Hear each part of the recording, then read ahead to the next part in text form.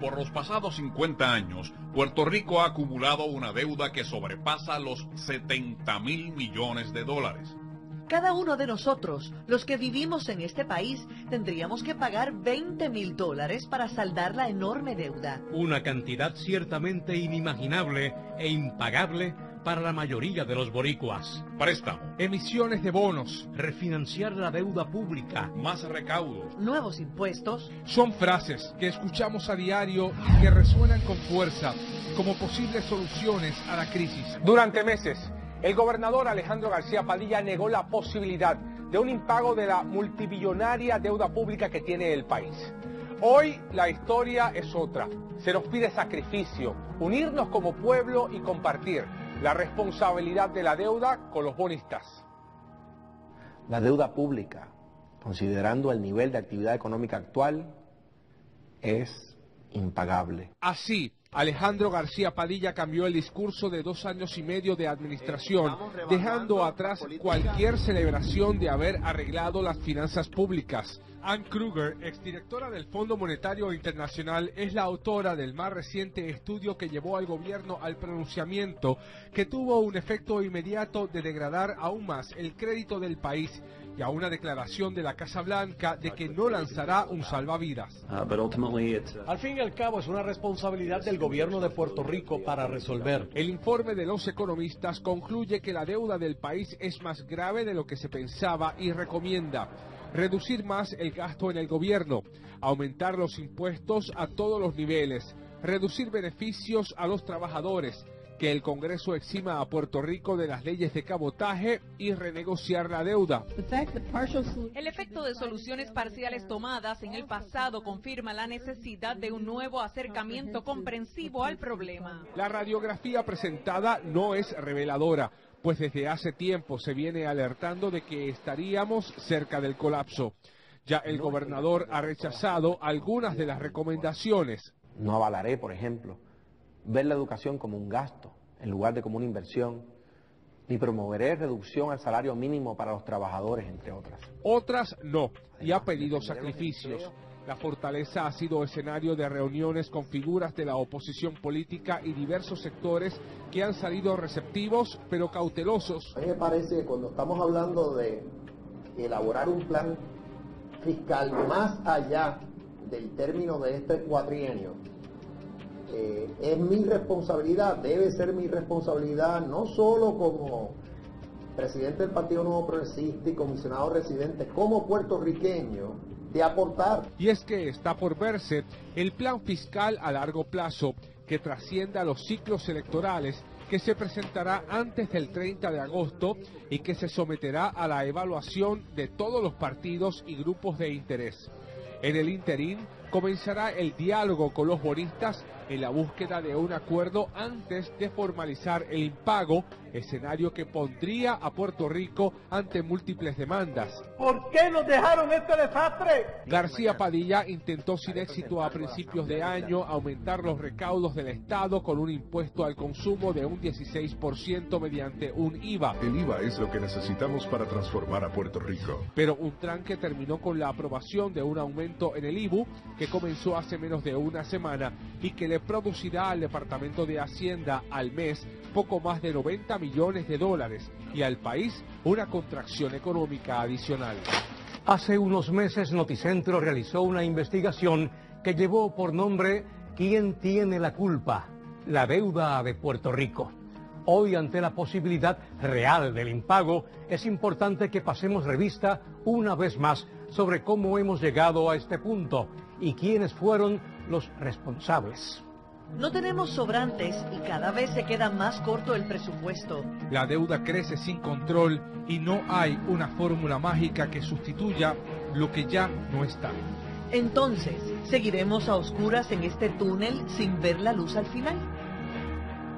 Las imágenes de un Puerto Rico arropado por la pobreza, azotado por fenómenos naturales, la casa pobre del Caribe, como se le llamó a comienzos del siglo XX, caracterizaron esas 3 primeras décadas.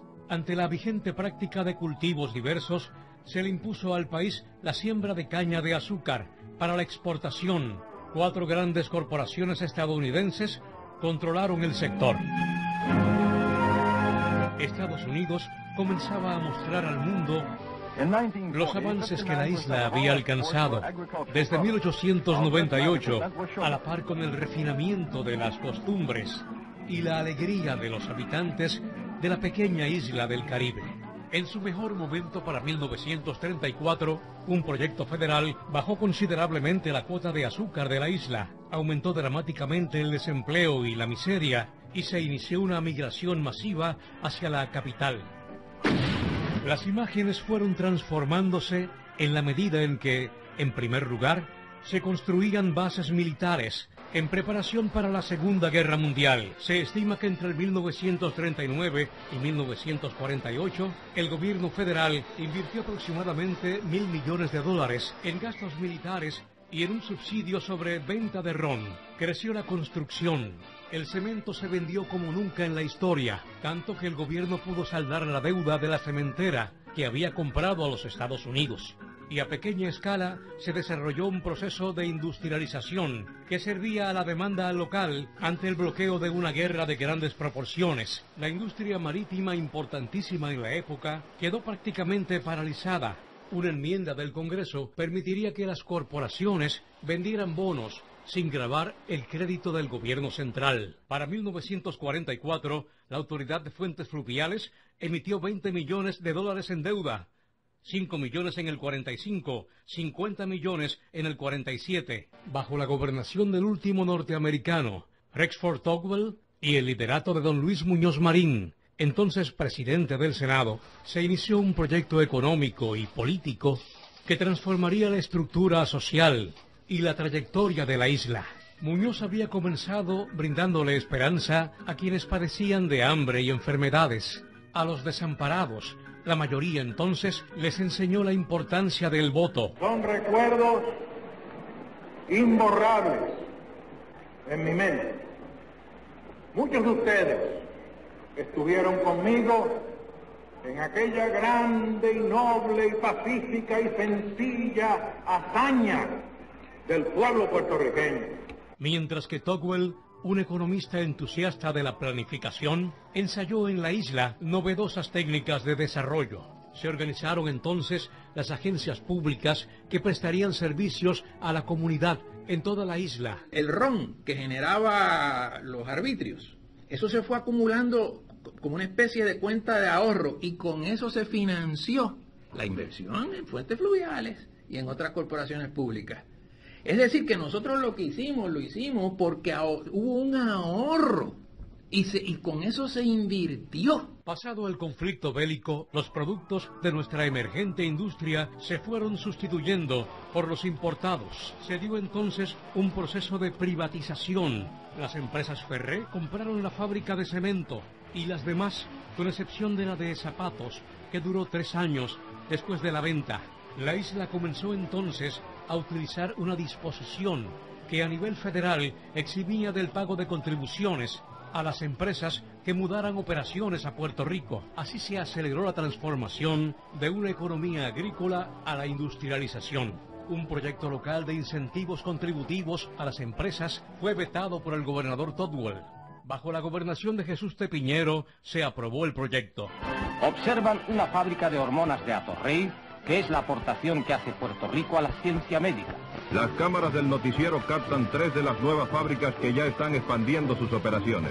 La inauguración de una nueva institución, concretamente la número 100, que se pone en funcionamiento, constituye evento de trascendental importancia. La operación Manos a la Obra estuvo enmarcada en la atracción de capital externo y trajo consigo un periodo de industrialización y de crecimiento económico que duró más de 20 años. Ya con un gobernador electo por los puertorriqueños, se sentaban las bases para un gobierno propio, y en 1952, el Congreso de Estados Unidos aprobó una constitución para Puerto Rico, en los parámetros de una ley de relaciones federales. La constitución prohíbe que se asignen fondos por encima de los recursos con que cuenta el Estado, pero en cualquier caso, cuando escaseen los fondos, tendrá prioridad el pago de la deuda. Los bonos más preferidos del mercado municipal de Estados Unidos eran los de Puerto Rico. Ahí está. Salían a las 8:30 y 9 de la mañana y los demás quedaban hasta las 5 de la tarde. ¿Por qué? Porque tenía un crédito incólume. Tenía una garantía constitucional. Y tenía un gobierno que cuadraba sus presupuestos puntillosamente. El país estaba en pleno proceso de desarrollo de infraestructura a base de préstamos, pero el margen se había agotado y quedaba mucho por hacer. El recién electo John F. Kennedy influyó para que el Congreso enmendara por unanimidad la Ley de Relaciones Federales, pero había que enmendar la Constitución. Se aumentaba el margen prestatario del 10 al 15%. Este es mi mensaje. Muñoz comenzó una campaña agresiva a favor de la enmienda, se comunicó con los líderes municipales, se impartieron instrucciones de llevar el mensaje casa por casa. Alda arriba vigorosamente la obra pública que es base de todo el progreso. El 10 de diciembre, el gobernador, junto a más de un 80% de los puertorriqueños, aumentaron el margen de la deuda. 5 días más tarde, Kennedy visitó a Puerto Rico. Para 1960, la deuda pública de Puerto Rico ascendía a 573 millones. Para 1965 se había duplicado. Y te paso el poder de gobernador que el mismo pueblo me otorgó a mí, a ti, Roberto Sánchez. La gobernación de Roberto Sánchez Vilella se caracterizó por la prudencia en el gasto y sobre todo en la planificación. Sánchez Vilella entregó un presupuesto balanceado y consobrante, por última vez en nuestra historia. El país había experimentado transformaciones en las expectativas de vida y también en los estilos y costumbres. El ingreso per cápita en 1940 era de $125 anuales, en 1968, 1.200. También había aumentado el presupuesto de la isla. En 1940 eran $14 millones. Para el 68, 925. Los automóviles que en 1940 fueron 27.000, habían aumentado a 700.000 al final de su término. Entró en momentos de transición entre las industrias livianas y las de alta tecnología y capital, las petroquímicas. La isla ofrecía grandes incentivos y poco riesgo a las refinerías que fomentarían empresas satélite de los derivados de petróleo, que serían exportados a Estados Unidos con preferencia. A la vez crearían industrias locales relacionadas. Desde el principio de su instalación, el Congreso fue reduciendo las cuotas de nuestras refinerías hasta que años más tarde su operación fue perdiendo importancia para todas las partes. Una tras otra, las plantas petroquímicas fueron colapsando. Quedó la contaminación y la incertidumbre. La crisis del petróleo en los 70 y el fracaso del modelo de las petroquímicas empujó a la isla a otra difícil situación. ¿Quién tiene la culpa? El impago. La crisis petrolera y el colapso del modelo de las petroquímicas con la Corco lanzó a la isla en una recesión económica profunda. Era el principio de los años 70 cuando además se tambaleaba el beneficio contributivo de la sección 931 del Código de Rentas Internas Federal. Una de las características que tenía la sección 931 era que un inversionista venía a Puerto Rico, se establecía y tenía los beneficios de esta sección, pero al momento de la exención local que se le concedía, tenía que liquidar la corporación.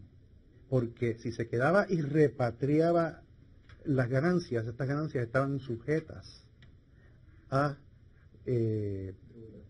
contribuciones federales. Por eso, según este experto en asuntos contributivos de la Asociación de Industriales, el mecanismo de las 931 fue perdiendo popularidad y el Congreso buscaría eliminarlo, lo que dio paso a la sección 936. Nos salvó a nosotros la 936 en el 1976, casi acabándose el cuatrenio de Rafael del 73 al 76. Don Juan Agosto Alicea, quien ocupó varias posiciones en gobiernos populares, explicó que el Estatuto 936 le dio un segundo aire al sector industrial manufacturero del país.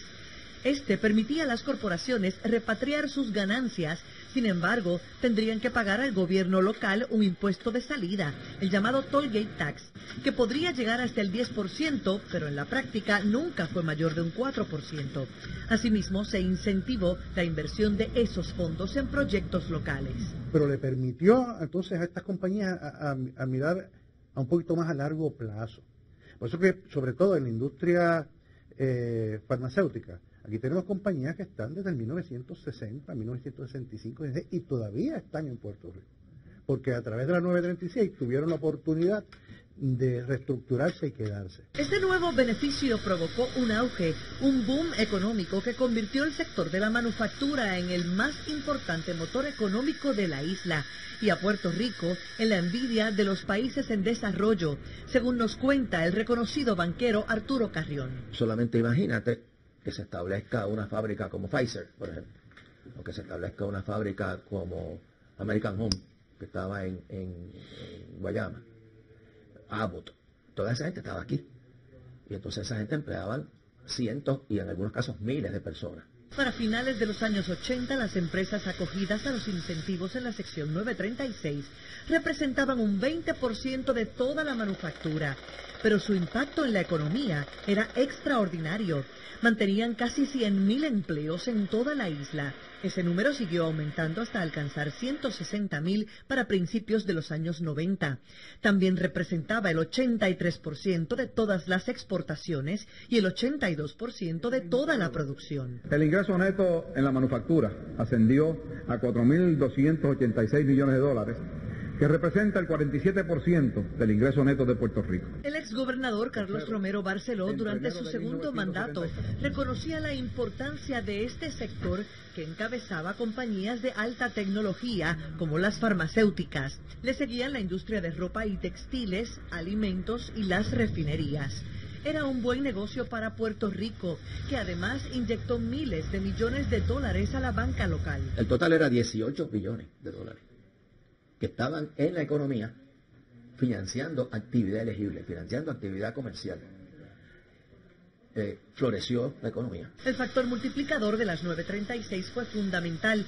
Por cada empleo en la manufactura 936 se estima que se crearon por lo menos 3.3 empleos indirectos. Pudimos incentivar que nuestros padres y algunos de nosotros pudiéramos perseguir otras profesiones como profesiones científicas, ingeniería, donde nos hemos convertido en unos monstruos en Puerto Rico, aprendimos a hacer gerencia mundialista a través de las oportunidades con estas 936, ya de ingenieros, contadores, excelente oportunidad para los abogados. Y ahí comienza entonces una nueva dimensión de Puerto Rico en términos de las farmacéuticas.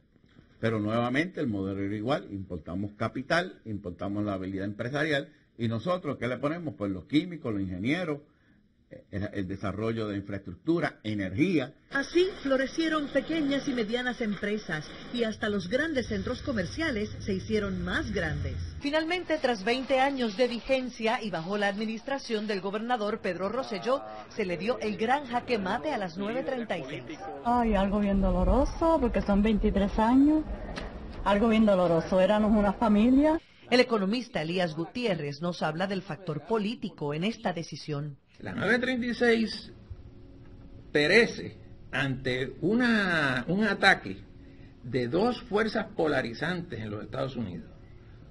Los republicanos de derecha y los demócratas de izquierda, que se unen para atacarla diciendo que aquello era mantengo corporativo. Y a eso se le unen los puertorriqueños que van allí a pedir que acaben con esa cosa. Por la lucha esa loca que hay aquí del estatus. Y entonces tuvieron tremendo éxito. Acabaron con la 936. Pero funcionarios de la administración Rosselló aseguran que el fin de la 936 era inevitable. La sección 936 de 1976, ya en 1982, 6 años más tarde, ya no existía igual. Porque Reagan le metió mano en el 82. Y creo que le metieron mano otra vez como en el 86. Porque en el 86 fue cuando entonces don Luis Ferré fue con Hernández Colón a Washington y todo tipo de cosas. Pero ya ese era para el segundo ataque, no era para el primero. Y estaba el chipping away. ¿Por qué? Porque era un trato especial temporero. El primero que estaba tratando de eliminar la 936 era Clinton. Y el gobernador lo sabía. O sea que era una decisión del Partido Demócrata de eliminar la 936. Y allá en Washington aparentemente eso estaba escrito en la pared. y había muy poca cosa que podía hacer la administración aquí. Entonces la administración aquí, lo que yo anticipo que estaba haciendo, a base de mi recuerdo, era que estaba tratando de crear algunas iniciativas, algunos mecanismos que pudieran en una forma u otra neutralizar el efecto negativo que pudiera tener una eliminación de la 936. Una de las cosas que trajo eso fue que fue una eliminación gradual. La sección 936 sería eliminada en un plazo de 10 años, pero el país tendría tiempo para asimilar el golpe y buscar una nueva fórmula de desarrollo económico. Eso, lamentablemente, es lo que no ocurrió. Se eliminó la 936 sin tener el sustituto, porque yo creo que la 936 no es sagrada, yo no estoy diciendo que no haya otra manera de hacerlo, pero oye, tienes 15.000 millones en la economía de Puerto Rico, tienes a las farmacéuticas operando 100% de producción, todas las píldoras se están haciendo en este país, y de momento tú eliminas eso, las píldoras se nos fueron para Irlanda, para Singapur y para otros países del mundo, se fueron para afuera los 15.000 millones de Puerto Rico, porque tú esperabas que pasara. Eso derrumbó al país porque se tomó unas decisiones ideológicas. Economistas y expertos coinciden en que la eliminación de la sección 936 fue devastador para nuestra economía y un factor determinante en la crisis actual. Hablamos con el pasado presidente del Colegio de Contadores Públicos. Lo que pasa es que tú solicitas que te quiten algo bueno, que es tu modelo de producción, de creación de empleos bien remunerado, etcétera, cuando tienes algo que vas a correr paralelo.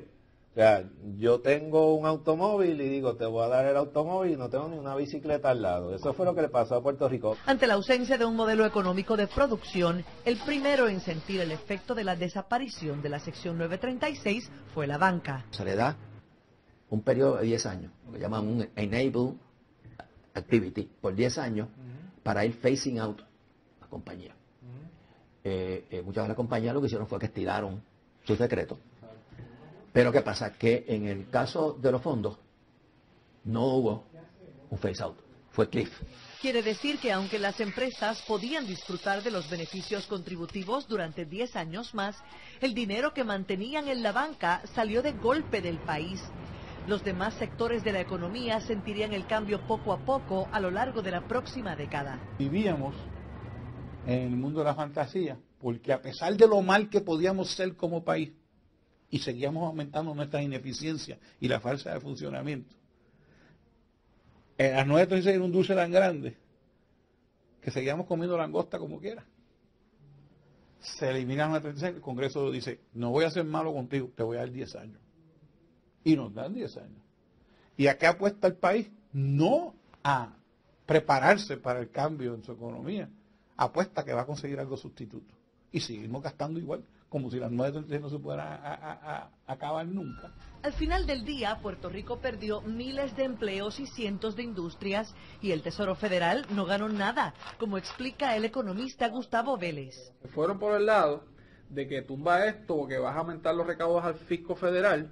Esa fue la discusión bajo Clinton que llevó a que se eliminara. ¿Y cuál fue el resultado? Que muchas de estas plantas se hicieron CFC, el gobierno federal cogió cero ingreso nuevo porque las otras se fueron y ahora tienes una economía sin un motor porque no se sustituyó y tienes el gobierno federal inyectando, las transferencias federales han aumentado de 10 a 11 billones a 18 billones. Así que desde el punto de vista fiscal para Estados Unidos fue malo. Y desde el punto de vista de Puerto Rico fue peor. Tampoco eso allanó el camino para la estadidad, así que el sacrificio fue para todos, a fin de cuentas, en vano. La deuda de Puerto Rico creció sin control durante las pasadas décadas, aun cuando la economía estaba saludable. Ya hablamos del gran crecimiento económico durante la época de las 936. Aunque había margen prestatario, al parecer a nadie le preocupó que la deuda había que pagarla. Seguimos con más de este especial. ¿Quién tiene la culpa? El impago. La elección de Luis Ferré como gobernador de Puerto Rico marcó un cambio en la trayectoria política del país. Un industrial ponceño, educado en los Estados Unidos, formado en el capitalismo y la estadidad, rompe con la sucesión histórica del Partido Popular y el estadolibrismo ante una división interna del PPD. Las campañas políticas serán entonces más agresivas y más costosas. La promesa de un cambio radical en las cosas se hará constante en la nueva competencia, pero esa transformación tiene que verse en periodos de 4 años. Transformar un país pobre, aunque en crecimiento, en una gran metrópoli requiere planificación, optimismo y sobre todo una gran inversión. Dado el buen crédito de la isla, el mercado de bonos estaba más que disponible. Para acabar con los arrabales con rapidez, se comenzó la construcción acelerada de edificios multipiso para vivienda pública, que con el paso de los años fueron transformándose en arrabales de hormigón y incubadoras de males sociales. Las vías de comunicación. La autopista de Ponce a San Juan fue el proyecto emblemático de aquella administración. Nos reunimos hoy para inaugurar un tramo adicional de la autopista San Juan-Ponce. Roberto Sánchez Vilella había comenzado un tramo y diseñado lo demás. La gran tarea en marcha está descrita por el gobernador Ferré. Nuevas vías de comunicación cómodas y modernas para hacer nuestras vidas más placenteras. La obra en proceso había que anunciarla. ¡Carreteras en acción! ¡Haciendo el futuro! Y justificarla. Las carreteras son las vías del progreso de nuestro país. Desde enero del 69 hasta el presente, la Autoridad de Carreteras ha construido y reconstruido más de 2.550 kilómetros de carreteras. El puente tiene un costo aproximado de cerca de $500,000 y fue construido en un tiempo récord de 9 meses. El gasto público iba creciendo. Se aprobó la concesión de un bono de Navidad obligatorio a todos los empleados públicos y privados. 3 proyectos de ley que habrán de aumentar el sueldo a todos los empleados públicos de Puerto Rico por $30 mensuales, o sea, en total $360 al año. Esto incluye policías, maestros y todos los demás empleados públicos que comprenden 94.000 empleados. La deuda no era tan grande entonces, pero se duplicó.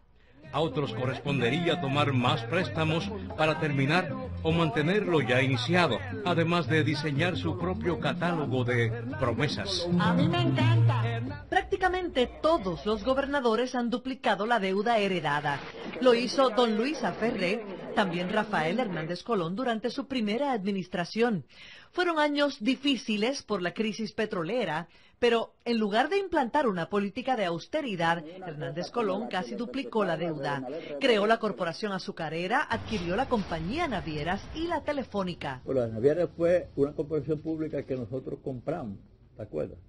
Adquirimos algo de la empresa privada y creamos una corporación pública. Y la compramos perdidos y perdimos un montón de millones de pesos. Suerte que la vendimos y salimos de eso. Pero se sigue pagando la deuda. Bueno, es que la deuda, todavía estás pagando la deuda de la corporación azucarera. Ninguna de esas es ya propiedad del gobierno, pero se creía entonces que el gobierno debía convertirse en proveedor de empleos y que debía compensar la falta de inversión. Y el gobierno pasa a tomar la posición que tenía el sector privado de crear empleo, y de ahí es que empieza en los 70 y pico, 80, es que empieza el gobierno a decir, ok, pues yo soy el padre de protector, así que yo tengo que crear empleos y empleo. A Rafael Hernández Colón se le adjudican $2.991 millones. Así, la deuda total de Puerto Rico se elevó a $5.587 millones para el año 1976. En el 1977 entró la administración de Carlos Romero Barceló. Fue la primera tras la aprobación de las 936. También enfrentó una recesión ocasionada por los altos costos del petróleo. El presidente Ronald Reagan implantó recortes en el gobierno federal. Descarto de entrada la posibilidad de remediar la posible pérdida de fondos federales con incrementos paralelos en el presupuesto de Puerto Rico. Sin perspectiva de futuro, tal acción impondría sobre generaciones futuras un sacrificio más penoso que el que la generación presente pretendería evitar. En otras palabras, No cogeremos fiado para que nuestros hijos y nietos paguen la cuenta luego. Al gobierno de Romero se le hizo más difícil emitir nueva deuda. Enfrentó una degradación del crédito del país y el Senado Popular limitaba el radio de acción del gobernador. A Romero se le adjudican otros 3.106 millones de nueva deuda en sus 8 años de administración, para un total de 8.693 millones de dólares. El próximo turno de Hernández Colón en la gobernación duró 8 años. En ese tiempo tuvo que defender la permanencia de la sección 936, que ya era objeto de ataques en el Congreso. La 936 se mantuvo y la economía creció robusta, manteniéndose en territorio positivo. La isla celebró con bombos y platillos el 5º centenario del descubrimiento. Se reconstruyó la zona norte del Viejo San Juan, se construyó el pabellón de Puerto Rico en Sevilla. La segunda administración de Hernández Colón aumentó en otros 5.129 millones de dólares la deuda. El gran total ya va por 13.822 millones de dólares. Y así llega la década de los 90. Por eso decidí dedicar todo... Un nuevo gobernador estadista asumió las riendas del país. La eliminación de la sección 936 se hizo realidad, pero el gobierno parecía confiar en que la inversión pública sería un buen sustituto y se embarcó en grandes obras de infraestructura. 12.000 millones de la deuda de Rosselló, y tú encuentras la central Cambalache allá en Arecibo, que produce energía.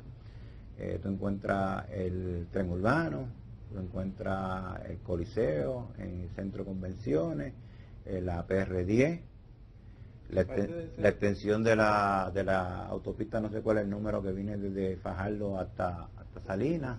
La obra de infraestructura que Ahí, se hizo justifica esa...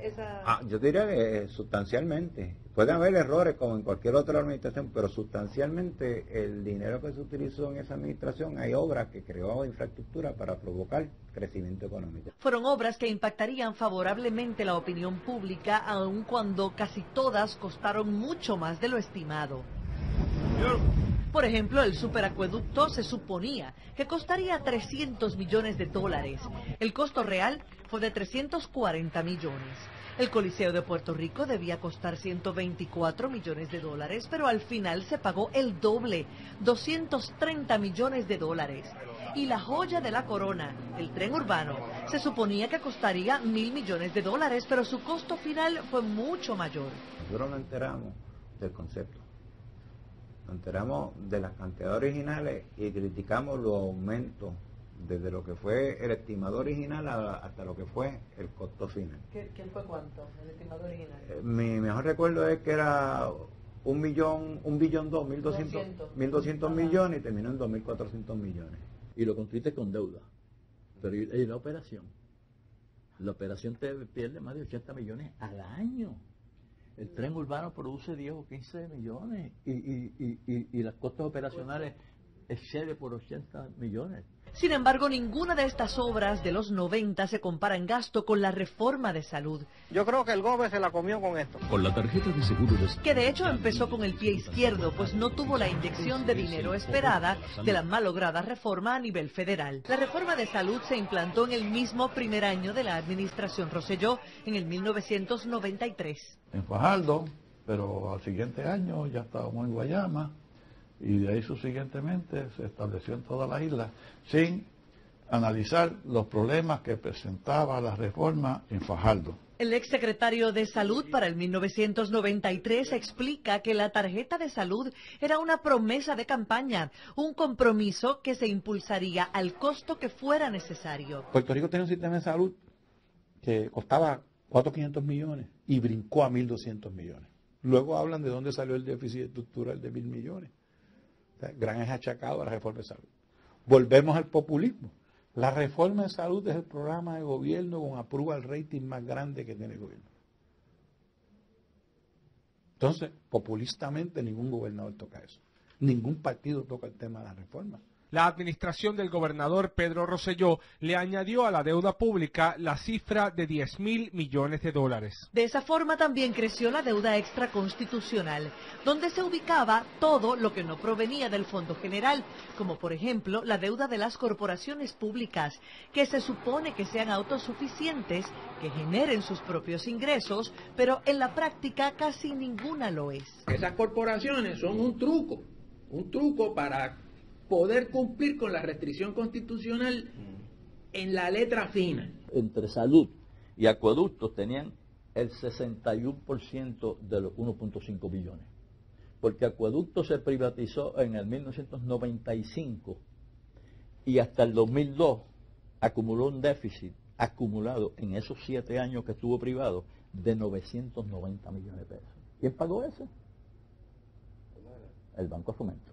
Y si bien es cierto que los megaproyectos a su vez crearon un movimiento económico en torno a la construcción, estos empleos, sin embargo, terminarían con el fin de las obras y lo que quedó fue una economía en picada, con las 9.36 en conteo regresivo y sin sustituto. No ha habido otra vez un modelo consistente de desarrollo económico para Puerto Rico. Y así, en la superficie, el país parecía vivir una época de bonanza económica. Debajo de eso, se cocinaba la gran crisis que no tardó en aflorar. El fin de la era Rosselló dejó una deuda pública de 23.822 millones de dólares. En la década de los 90 la deuda aumentó dramáticamente. A principios de los 2000 ese ritmo ascendente continuó. ¿Quién tiene la culpa? El imperio. En las elecciones de noviembre del 2000, Puerto Rico eligió a su primera gobernadora. Esa administración de Sila Calderón tuvo también su responsabilidad en esa deuda de 70.000 millones de dólares que tenemos hoy. Así, el siglo comenzó con la elección de Sila Calderón como gobernadora del país. Así me ayude Dios. Proyectándose como una gobernante distinta a su predecesor, libre de corrupción y con una meta de sana administración. Pero ante sus hombros tenía una deuda pública alta ante unos proyectos de infraestructura realizados, algunos inconclusos. Que ella terminó esas obras y a ella se le adjudica esa deuda. O sea, por ejemplo, el centro de convenciones lo terminó bajo la administración de Sila y se le adjudica esa deuda. Y en toda la administración ha habido obra, pero tú te buscas cómo se gastó 2001, 2004, fue menos la cantidad de préstamos que cogieron, pero cogieron préstamos. Había unos grandes proyectos, 3 de ellos, Tren Urbano, Choliseo y Centro de Convenciones, que no estaban financiados todavía. O sea, se habían comenzado, había unas porciones de dinero financiado, pero fíjate que el Centro de Convenciones se termina de construir en la administración Acevedo Vilá. Dice José Izquierdo, miembro del equipo de Sila Calderón para ese entonces, que el gobierno tuvo que entrar en otro gasto, volver a comprar hospitales que habían sido vendidos ante comunidades desprovistas de servicios médicos primarios. El ataque de las Torres Gemelas en Nueva York incidió negativamente en nuestra economía como en la del resto del mundo. Mientras, continuó su gestión, Sila Calderón enfatizando en su proyecto emblemático, las comunidades especiales. Todos ustedes están a mantener el proyecto de las comunidades especiales fuera del partidismo político. Las comunidades especiales todavía están por ahí y los proyectos son de autogestión, son proyectos importantes, no es que no sean importantes, pero no son proyectos que te lleven a un crecimiento de 5%, 3%. Tú necesitas proyectos hard. El proyecto, luego de 8 años de investigaciones de la legislatura, encontraron 27 comunidades que no se hizo el trabajo adecuadamente o se hizo mal. Dentro de lo que es un programa de gobierno, ¿verdad? Quiere decir que se falló en 7% de las comunidades. Entonces, pues, si tú lo miras eso como una nota, ¿verdad? Pues el 93% de las comunidades hubo un grado de satisfacción. Te voy a decir que perfectamente. Así que, en ese sentido, yo si lo tuviera que hacer todo otra vez, lo haría otra vez. Sila Calderón recibió la deuda pública en 23.822 millones de dólares y la aumentó en otros 10.000 millones de dólares. la elevó a 33.942 millones de dólares. 3/4 partes de la deuda de Puerto Rico se origina en los gobiernos de Luis Fortuño, de Aníbal Acevedo Vilá y de Sila Calderón. En el 2001, lo primero que el Banco Fomento no tenía liquidez, había cerca de 1.4 billones de dólares en préstamos para cuadrar la tarjeta de salud, en préstamos a acueducto para bregar con los déficits de acueductos y un sinnúmero de adelantos más a otras corporaciones públicas. Juan Agosto Alicea perteneció a esa administración y reconoce que se aumentó la deuda para coger prestado, para cumplir promesas de campañas que suponían gastos recurrentes, y cuenta que a finales de la administración de Calderón, Acevedo Vilá, entonces candidato, movió fichas para que se hicieran préstamos que le dejaran con dinero en caso de ganar. O cogemos el préstamo o no le damos el aumento, y yo quedo mal con mi gente que les prometí 4 años corridos de 100 pesos, que fue una promesa agresiva, porque la cosa no estaba buena, pero como esa promesa se hace en las elecciones, ella no sabía cómo iba a recibir el gobierno, que fue lo que yo alerté a García Padilla en el 2012. Entonces, ¿qué pasa? Aníbal reaccionó como político. Pero si tú no haces eso, perdemos las elecciones en plena reunión. Y fue más lejos. ¿Por qué en vez de 500 no coge 550 y aumenta la aportación que hace el gobierno central al plan médico, que aportaba 50, lo sube a 100? Una vez Aníbal Acevedo Vilá en el poder, los deberes del cargo que estoy próximo a ejercer, con una legislatura de oposición, comenzó a hablar de responsabilidad fiscal. No estoy aquí para asignarle culpas a nadie. Estoy aquí para aceptar la responsabilidad total por el futuro de Puerto Rico. El primer gobernador que empezó a hablar de responsabilidad fiscal, y yo lo apoyé hasta lo último, fue Aníbal. Pero entonces vino el conflicto político, el cierre del gobierno, y se le doblaron las rodillas. Porque si no, no lo dejaban hacer nada. Un tranque presupuestario provocó un evento que para los economistas marca un antes y después: el cierre del gobierno. El presidente de la Cámara me ha dicho, en un tono burlón, sí, yo he visto su rostro de congoja en los últimos días. Si necesita un pañuelo para sus lágrimas, me avisa. No podemos seguir creyendo en cuentos. Nuestra gente se queda en la calle. La gente salió a las calles y también lo hizo el gobernador. Caminó desde la fortaleza hasta el Capitolio, un trayecto de gran polarización, pero no hubo resultados inmediatos. Una comisión integrada principalmente por líderes religiosos sesionó durante muchas horas para elaborar una buena noticia. La Cámara cedió parcialmente, se abrió el gobierno, se degradaron los bonos. La recuperación no ha llegado. El panorama económico bajo Acevedo Vilá, con una legislatura de oposición, se complica al concluir la transición que comenzó 10 años antes y salen definitivamente del panorama las 936. Acevedo Vilá subió la deuda en 12.990 millones de dólares. Se la dejó a Luis Fortuño en 46.932 millones de dólares. Como gobernador del Estado Libre Asociado de Puerto Rico, el gobernador Fortuño, una vez en el poder, habló rápido de una reestructuración gubernamental y de la medicina amarga. La Ley 7, que irónicamente contenía en su título una expectativa de que la misma salvaría el crédito del pueblo de Puerto Rico. El gobierno podrá estar quebrado, pero Puerto Rico no lo está. Siempre se ha dicho que había que reestructurar el gobierno, y eso se dice hacer una reingeniería del gobierno, y yo soy de los que dice que sí, que hay que hacerlo. Lo que pasa es que tú lo tienes que hacer de una manera inteligente, y yo creo que se hizo deprisa. Por ejemplo, tú veías familias donde el esposo y la esposa se habían quedado sin empleo. Bajo Luis Fortuño se aumentó la capacidad de Cofina, la corporación del Fondo de Interés Apremiante, creada por Acevedo Vilá para viabilizar más préstamos.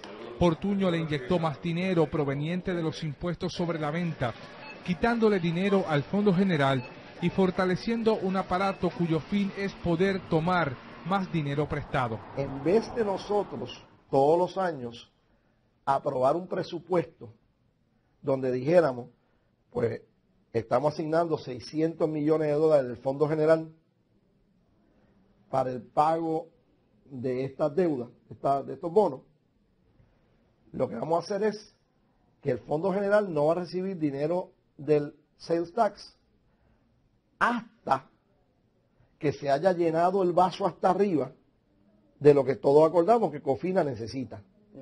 Cuando se empiece a desparramar el agua de ese vaso lleno sobre el platillo aquí del Fondo General, pues lo que se desparrame es lo que va para el Fondo General. Pero primero se recauda lo de Cofina.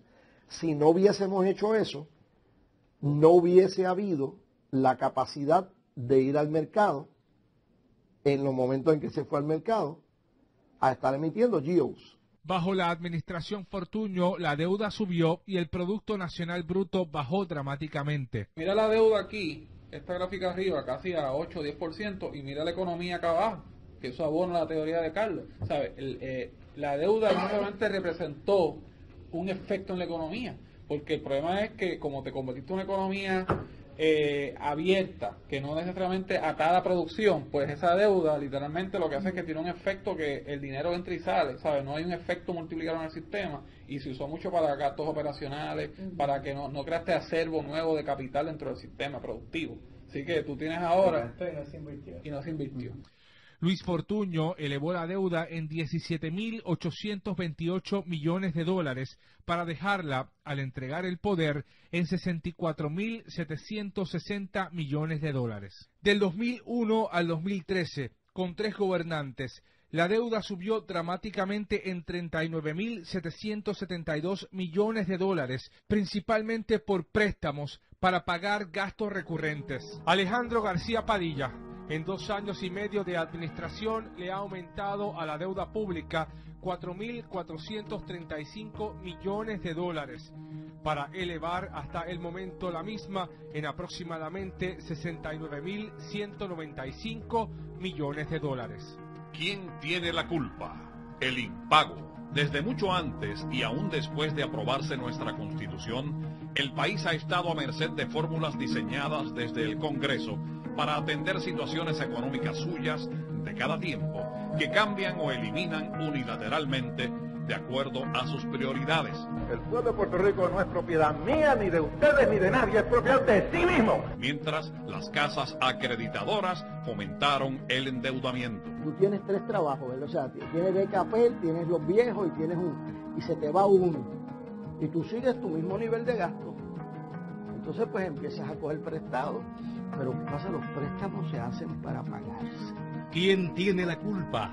La falta de un modelo económico a largo plazo que mantenga una brecha cerrada entre la deuda y el desarrollo económico. Gota a gota, desmedidamente, estamos llegando al fondo del barril.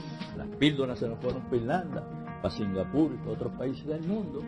Se fueron para afuera los 15.000 millones en Puerto Rico. No esperaba que pasara. El fanatismo político nos ha impedido sentarnos en una misma mesa para simplemente ponernos de acuerdo. No se puede, no se pudo, no se puede y no se va a poder porque la senadora Muñoz dice que no se puede. Yo prefiero mejor perder un pescado antes de perder la tarjetita. Ese es el poder de la salud. El presidente de la Cámara me ha dicho en un tono burlón: sí, yo he visto su rostro de congoja en los últimos días. Si necesita un pañuelo para sus lágrimas, me avisa. ¿Quién tiene la culpa? Los datos están ahí. Ha sido durante los pasados 22 años, bajo las administraciones de Pedro Rosselló, Sila Calderón, Acevedo Vilá y Luis Fortuño, que la deuda se ha disparado en 55.715 millones de dólares, lo que representa el 81% del total de la deuda que hoy tenemos. ¿Quién tiene la culpa? Somos un país que durante décadas ha sido mal administrado.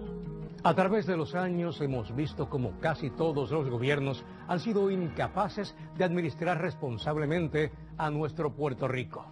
Ya hemos visto quiénes han sido responsables de hipotecar al país. Esa deuda que ahora el gobernador admite es impagable, queda ahí como fiel testigo de la incompetencia de quienes verían llamados a guiarnos bien. Hasta aquí este especial de Noticentro. ¿Quién tiene la culpa? El impago. Buenas noches.